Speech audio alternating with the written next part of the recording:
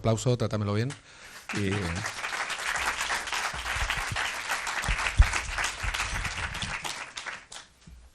Muy buena, en principio dar las gracias al festival por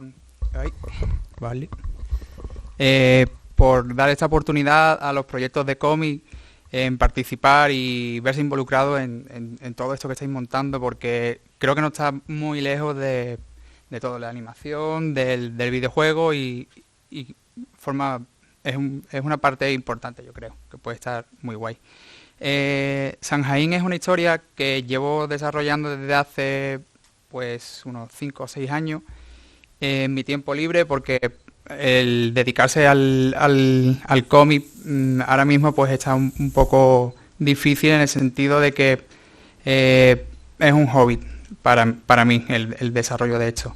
Y en principio, pues bueno, lo primero, presentar el proyecto a vosotros, que tenía bastante ganas de que lo conocierais, que ya alguno ha visto cosas, conoce la historia, pero está en un punto en el que el desarrollo está muy avanzado y dentro de poquito tendré que buscar financiación a partir de crowdfunding o a partir de alguna editorial que se interese en el proyecto, o pensar que también puede ser una buena opción para un futuro de animación o algún proyecto. Estoy abierto a cualquier idea.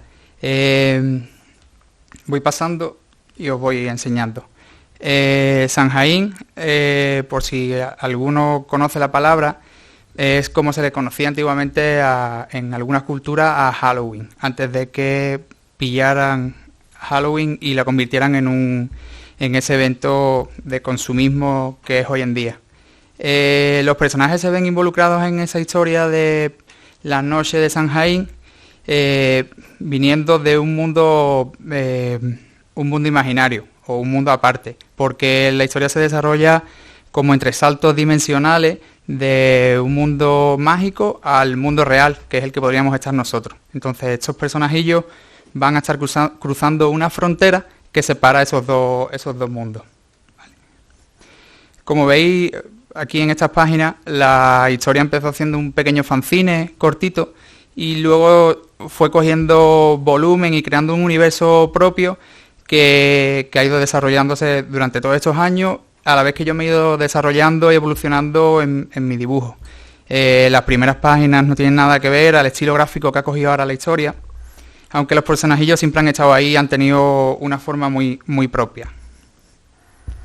La frontera de este universo va a ser bastante importante porque va a crear esos saltos dimensionales y a la vez va a haber unos personajes que están encargados de vigilar esa frontera, como todas las fronteras hoy en día, y ese salto del mundo imaginario al mundo real es ilegal, o sea, no está permitido. Entonces estos personajillos no se van a dar cuenta de eso y van a entrar como en toda la trama de la historia. O sea, los protagonistas se ven envueltos en esa trama. Aquí tenemos a los protagonistas, que son estos chicos azules, que son niños cetáceos, no, a diferencia de los personajes de Luca, por ejemplo, que son personajes de niños pez. Estos pertenecen a otra familia. Son la protagonista, que es Mika, su hermano, que es más tímido, que se llama Miko, y su compañero, que es Frigo, que es como un pequeño pulpo. Los personajillos que veis ahí, que son monos y perros, son los primeros a los que se enfrentan dentro de esa historia, porque hay unos personajes que están buscando esa frontera para hacer negocio, lo que los niños no saben. Bueno, una exploración del bosque en el que viven los niños, que está muy guay a la hora de... ellos pertenecen a un mundo muy desarrollado en temas de vegetación, y cuando cruzan la frontera se encuentran con un mundo de cultivo. Es un cambio de perder toda la vegetación, toda la selva, a ver campos de cultivo.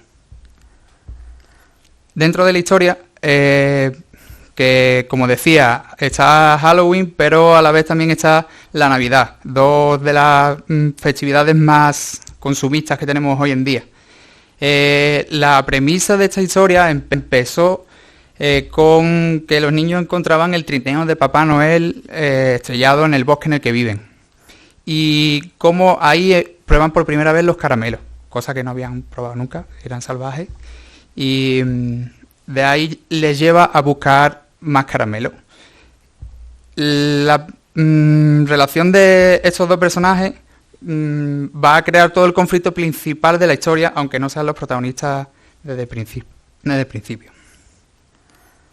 Vale, esta es la casita donde vive la bruja. La bruja va a ser como la villana de la historia y casi la mayoría de las escenas se van a desarrollar en esta parte del universo. Como veis, son campos de cultivo, hemos perdido por completo esa vegetación exuberante y tenemos esos campos de cultivo. El trineo de Papá Noel siniestrado es un caso importante en esta historia porque Papá Noel es considerado como el terrorista más importante en el mundo real, ¿vale? Y va buscado. Entonces, mandan a esta fotógrafa a hacer como el estudio de lo que ha sucedido ahí.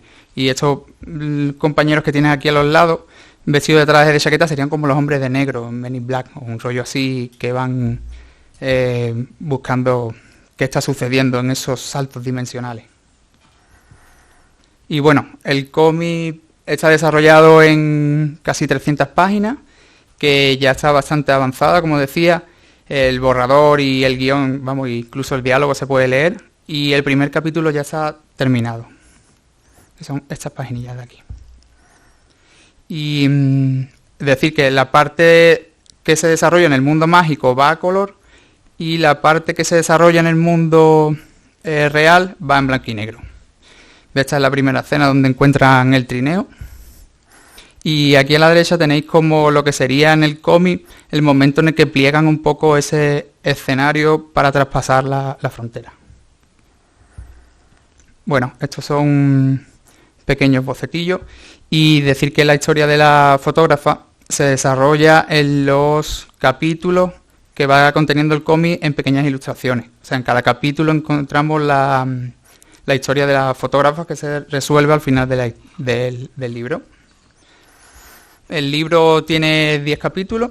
El primero, como yo decía, ya está hecho y estoy deseando de poder meterle mano, terminarlo y ver a ver cómo acaba.